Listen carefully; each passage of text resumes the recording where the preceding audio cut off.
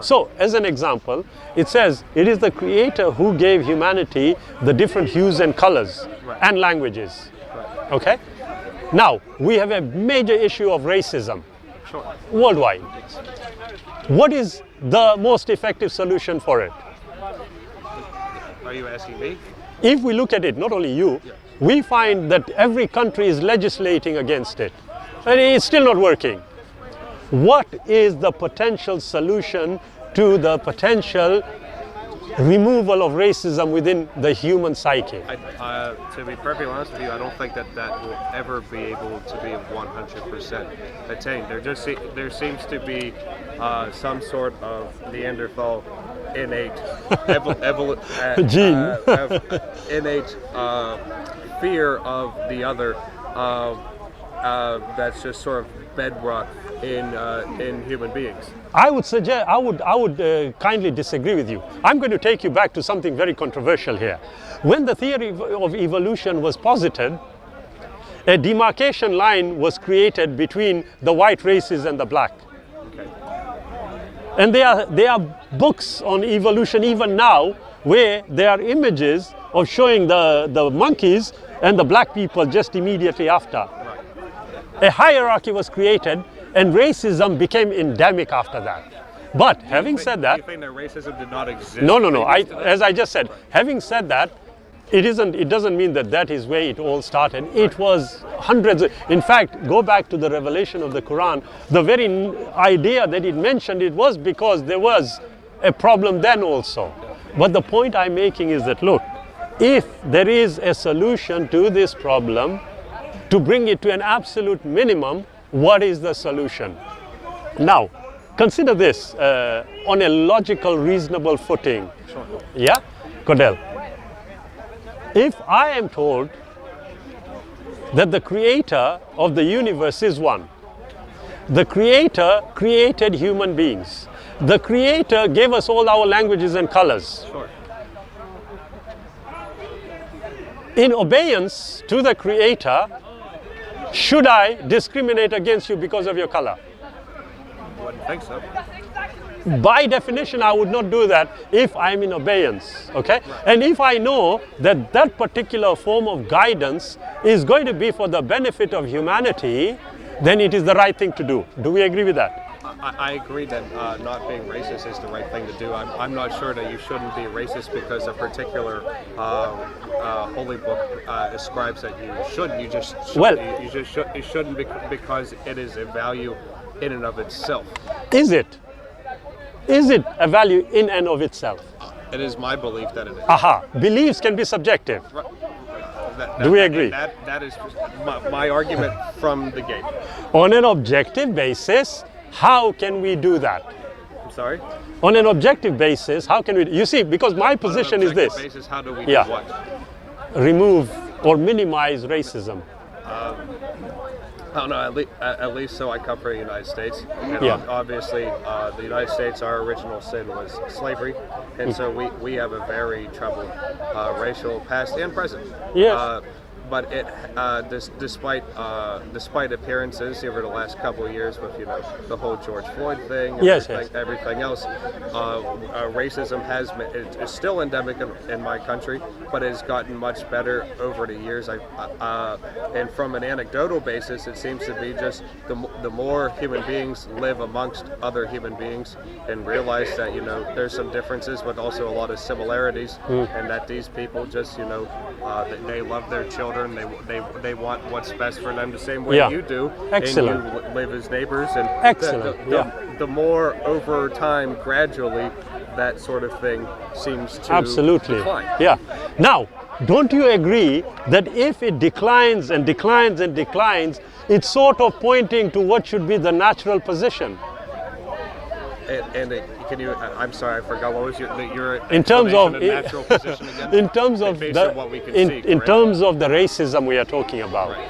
You just said that over time, as people exchanged ideas, lived together, we realize we are all pretty much the same. Yeah. Sure. So if we continue with that, and on that basis, would we not arrive at what would be considered to be the natural position where all human beings, regardless of color, languages, etc., are treated equally? Sure, but I still don't know where this provides any natural evidence for a divine. Oh, very easy. You see, if you are going to call it the natural position, and the Quran is specifying what that natural position is. The prerequisite for that is that the Quran is a canonical, literal truth. Now, again, we are right back. Which, you know, the trees and the stones and the earth and all good things, decline of racism, as wonderful as they may be and natural as they may be, is not a natural evidence of a God. It might be supposing that the Quran is true, but that is supposing. It is not. Excellent point, Cordell. But now you've come right back to my initial point. And that if not just Islam, that's no, of course, I understand. Absolutely. Jainism. But you do realize now you have come right back to my starting point about how the assessment of evidence should be primary. Right. Do we agree? Sure. Have you done that with these books? We agree on that from two different perspectives. Mine would be more from the perspective that, albeit I learned from my from Western culture, and yours comes from a place of faith and supposing that it's a natural process as determined by the God of Muhammad. Actually, I will suggest something to you. I do not subscribe to the word faith, and I do not subscribe to the word belief, because both of them have a potential basis for subjectivity. Sure. I don't ascribe to that. What would you call your philosophical totally objective. Totally objective, and I'll tell you why. Like I said, when we talked about racism, we are talking about colors that are observable physically. We are talking about a mindset based on how we interact. Yeah? But the point I made at the start was, if you are not going to, on an objective basis, investigate the very thing that you are If I can just finish, Koda? No problem. No, not a problem. Yeah, I understand. Overzealousness. It's okay. But, like I said to you, if you are going to not consider the evidence and investigate it, on what basis are you dismissing it? From my perspective, from a natural evidentiary basis, simply I will not ascribe to a philosophy in a 100% full throttle way, without seeing physical proof from it. So I reject the notion that that you can objectively say something is true without being able to show it to my face. Are you suggesting to me that you are prepared to accept something without having investigated it? As 100% true? I didn't say 100%, you did. I am not willing to accept it without further investigation. The onus is not on him. About what? To investigate. About anything. It's if you're saying, how can you reject an idea or a philosophy without first investigating it? Yes. Yeah, that's what you said. No, we had sorry, brother. Yeah. The standard we were discussing was on a general level. Yeah. So if on a general level, as I pointed out to my friend here, if we are going to get involved in something in which we have to try and find out, we will take the time and trouble to find out. Right, yeah. So on that basis, I said, now when you say the onus is not on X but on Y, the discussion is general. Right. So you're not talking in any context whatsoever. It's just a general discussion about probity and exactly. Like that. That is what we have been discussing from the start. In relation to religion or anything like that. No, we have been talking about Darwinism. We have been talking about the beginning of the universe. Right. We have been talking about religion. I don't subscribe to that word either. So it's general, and our exercise right now in conversation is to establish how we would be able to make any kind of claim without having firstly investigated whatever we are dismissing. You can't prove a negative. We've already had a conversation with that. You can't prove a negative. What is a negative? Well, you know, it's like, just take religion, because it is a context in which you can discuss it. So I'm just using it as an example. Go okay? So I can't say that the tooth fairy doesn't exist. Right? Okay. Sorry, my friend. I made the same, right? Okay. Listen, I can't. brother, I'm Shabir. You are. What is your name? Tells me that it doesn't. Sorry, brother. What is your name? Prove that Stuart. Stuart. I can't. Cadell. Yes. I told you. I don't remember your name. Shabir. Shabir. Nice meeting you, sir. Cadell, did I not tell you that there is clearly a case of brainwashing here? You told me. You used the. I don't agree with you, but you said. You certainly postulated that argument. I did, and I told you. You see how we are actually. This is a word. It's a strong word to apply here, but I'm so glad our friend here brought it up.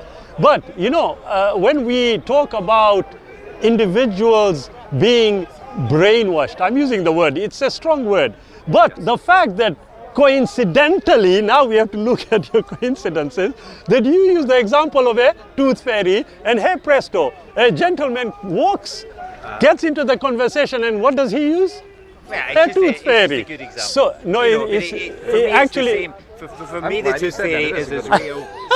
No, you didn't say it was a good example. For me, the tooth fairy is just fictional. I'm just in the same way that I think. I disagree with you. Okay. I'm sorry, I've forgotten your name, sir. Stuart. Stuart. Yeah. You see, as I told him, I will tell you. When you said the tooth fairy, it is not an correct example to use. Why? Because what you have done is relied on previous information. What? Why? Tooth is previous information. So you can't do that. Give me something that is original. In other words, I'm going to ask you a question here. There may be a contradiction in the question, then I'll rephrase it. Okay. Think of something you cannot think of. That I can't think of. You cannot think of. How can you think of something? I just said, you will tell me no. Okay, I'll rephrase it. Think of something that does not exist. God. You can't say that because you are thinking of something. Yeah. Think of something that does not exist. Exactly. So can you see how semantics is here? But the tooth fairy example is not a relevant one. It's as relevant as simply where we start. Is as relevant as God. Sorry, we'll come back to you. Yeah. No, I'm sorry. Where we just start hitting the rocks philosophically here is that you believe that there is a manner in which we can come to something. That is brainwashing to try and look at it through the scientific process. What I said, Cadell, is that over time our thinking process is switched.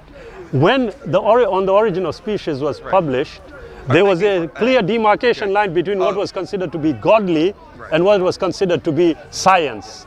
And over time, science has gained predominance. Yes. Right. But like I said to you, the very word science is from scientia, meaning only knowledge. Why in the world have we come, if I can just finish, sorry. I'm sorry. Yeah, why in the world have we come to a situation where everything that people are saying is all doctrinal, but from a scientific perspective? Yeah, so if I were to make the claim here that this is indoctrination, clearly the two individuals coincidentally use the tooth fairy as an example. Right. Yeah? Do you think that science is indoctrination?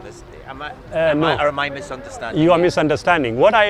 Because the conversation that we were having was missed by you. But basically, look, today I would say to you, if this conversation was taking place 500 years ago, which one would take precedence, the godly one or the science one? 500 years ago, and humans were, and there's to no fault of their own, because they didn't have the thing that you don't like, prior information. Humans were just not as evolved intellectually, then they were just dumber, for a lack of a better word, or more ignorant. Right. Let me go with. So we hit the rocks here because you say that the tooth fairy example is not a good example because it relies on prior information. Excellent. That's how humans usually come to more knowledge about any given variable or stimuli, is by looking at, by noticing something happening in life on Earth, and then you have that prior information now of seeing that variable occur and go, oh, that exists, and then asking a question, why? Yeah, but if, exactly. But Cordell, there's a major problem with your reasoning here. If I would suggest to you, 500 years ago, you are saying the humans were a bit dumber when it came to intellectual exercises, correct? Right. They just didn't have as much knowledge. Are you familiar with Plato? I'm sorry? Are you familiar with Plato? Yeah. Aristotle? Yeah, Socrates. Yeah. When was that? 500 years ago? Thousands of years ago. What they said, are we still using today? In many ways, yes. So there was intelligence then, they weren't dumb. No, Do we agree? Okay. Now, the point I was making, though, Cordell, was not that. But the there point, are also things that even like Socrates or Plato or Aristotle, which were incorrect. Which were incorrect, or just like the germ theory of disease, they would have been completely ignorant of, just because they didn't have that. Sorry, were you going to say something? Sorry, brother. I was just going to make a point of Sure. The availability of knowledge, not that they were ignorant. Exactly. Yeah, but you did qualify that. I'm not saying ignorant as in like they're. Please do. No. But I'm not quite sure there are things like physics. Sorry. I was not a very good physics student. I am ignorant of string theory. The contents of it, any string theory club that would have me in it, I would not want to be a part of. He's not comfortable. Backwards, I'm just ignorant of the contents of string theory, just because I'm not very well educated on it. I don't have the information to be well educated. That's the point, though, Cordell. You know what you just said, and I agree with the brother here.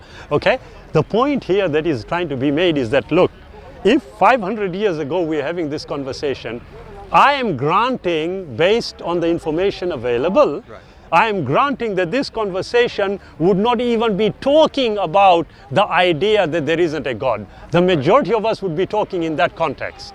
Now, a shift of emphasis took place, and what I call the ascendancy of science, the way it is understood today, took over. And so, because it did, we are finding people coming out with the same kind of reasoning about the rejection of something which has not been investigated. So the tooth fairy comes into play again. So I think I'm sorry, sir. You're being obtuse here. You're being obtuse. I do apologize. Sorry. I wonder if you have an argument for why God exists. Oh, I've got thousands of reasons. But if the reasons... We need one to believe, and I'm not a believer. If the reasons are what we were discussing, are they... I came in late. Oh, I do apologize. Right. No, not a problem at all. Look, at the end of the day, I would say this much. As a human being, everything that I can conceive of, yes, has a reason. Whether you like it or not, whether you accept it or not, it has a reason.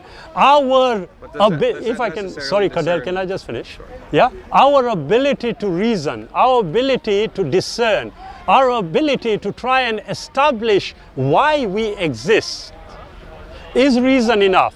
But this requires an evidential perspective. You must seek out the answer if you are going to ask the question. The majority of us, unfortunately today, because we are unfortunately, and I say this, we are unfortunately stuck in this scientific pandemic. I'm not, if I can just finish. Sorry. If I can finish. You're the one that's stuck. No, sorry. With respect. Yeah, you see, if you are going to think like this, you will have a serious problem in trying to engage in conversation. You see, I am saying it very clearly that as an atheist, anyone who is an atheist has a primitive position in relation to knowledge. It's a primitive position to take. Now, that is a bold claim I'm making. How dare you say that? I mean, how dare you? You can't stand up. You are getting emotional, sorry. I said. No, I'm sorry, you're going to have to finish. Can I just finish? No, just for a second and then I'll stop. I'm so sorry, my friend is calling me. I'm sorry, I forgot your name. Shabir. Shabir? Yeah. It was a pleasure meeting you. Do forgive me if anything untoward was said. No, not at all. You look after yourself, okay? Thank you. Bye-bye. It's not a primitive position. It's not a primitive position. Don't say that you're in a difficult position, you're in a primitive position. I think you're in a primitive position. Don't bandy about insults and then get upset and say you're getting emotional. Don't say people are holding a primitive position. This is the problem with the godly. They think they have a right to stand up and demean other people because they believe in something else. No, you don't, okay? I'm an atheist. I'm a very militant atheist, yeah?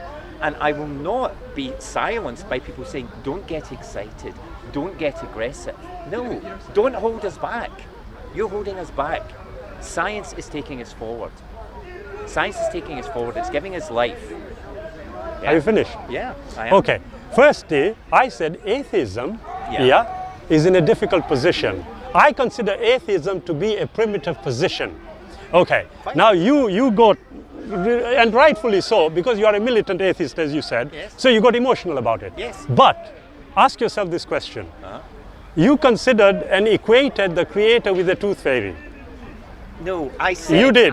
You did. I did. You did. Now, one second. Wait a minute. So you see, you bandy about what can be considered to be offensive, but you don't see it. No. Now, I'm going to pull you back on that, okay? And I'm sorry, I forgot your name again. Stuart. Yeah? Stuart. I do apologize. Yeah? Stuart, you see, you are a militant atheist. Yes. Yeah? What is the definition of the word militant? Militant, I'm bandying about, don't say something and reverse back. No.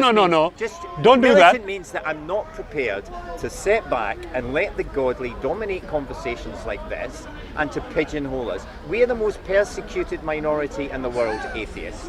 Okay? You really are? I think we are. Yeah. Are you persecuted, my friend? I think we are.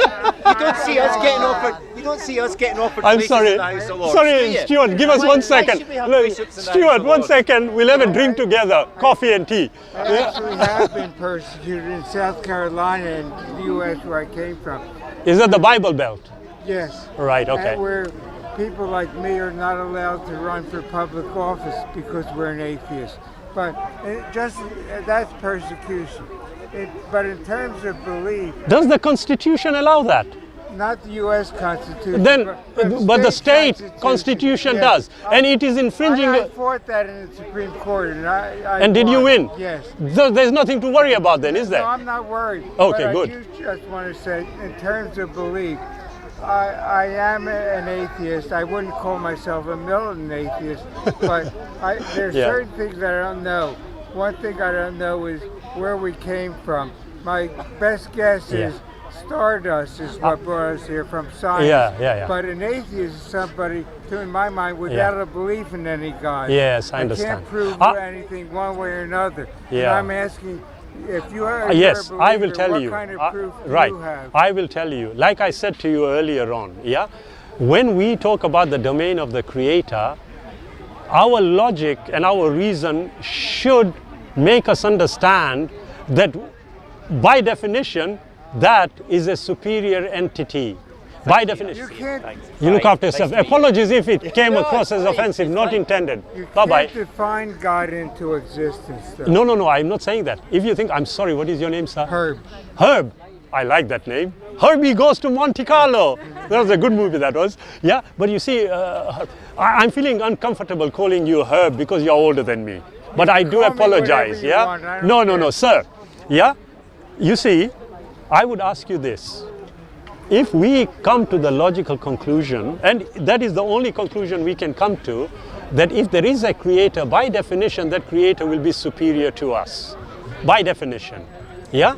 And if that be the case, then logic further will dictate that it is the creator that will inform us of what our position is in relation to the creator. I do apologize about that. Yeah? But if that be the case, then the question has to arise that if, as you rightly pointed out, the information that we possess today is indicating that our bodies are made up of everything, stardust, you call it, yes? But that does not define life. We know today, despite all our advances, a strict definition of what constitutes life still is not present. The way I use it, you asking for an example, sir, Herb, yeah? If there's a dead person next to me, and I'm standing next to the dead body, in terms of the atoms and the constitution physical, are we the same? No. What's the difference? you're alive, that person is dead, and there's no afterlife. But for that person. no. I said to you, that's an afterthought. The afterlife is an afterthought. But at this moment in time, I said on a physical level, the physical constitution, the atoms, and everything else, the cells, yes? Between this dead body and me, what's the difference? That dead body turns to dust. No. Again, if I ask you, again, in terms of the physical makeup, we are made up of stardust, you said. Yeah, but let's consider it to be atoms, Yes, etc. Yeah, we are a combination of atoms. Right. Some of us have coincidentally had the atoms gathered together in such a way that we are so handsome. Now, I'm not saying that about myself, by the way. I'm just making a point, yeah? But the issue is, between this dead body and me, if the physical constitution of atoms is the same, what's the difference? Well, you're getting off my point. Not at all. I want you to answer it, and we will get to it. Creator. Absolutely, I am. Yes, but what's your evidence for a Here, creator? look, when we talk about evidence, we have to introduce it and then discuss the evidence. I'm asking you, sir, Herb, the dead body is constituted of atoms. The living body is constituted of atoms. What's the difference between the two? Well, one has life and can think and... What is life? Tell me the point you're trying to make. I'll tell you about what, that. the point I'm making to you is, if the Creator has informed... You're saying if the Creator... I'm using the word if. You're Otherwise, saying- I can say the Creator has informed us this. Would you accept it? I don't accept You don't, the exactly. Creator. That's why I said if the Creator. You see, there's a clear logic behind this, sir. Okay, if Yeah. the Creator... First question, if I may ask, do you possess a Quran?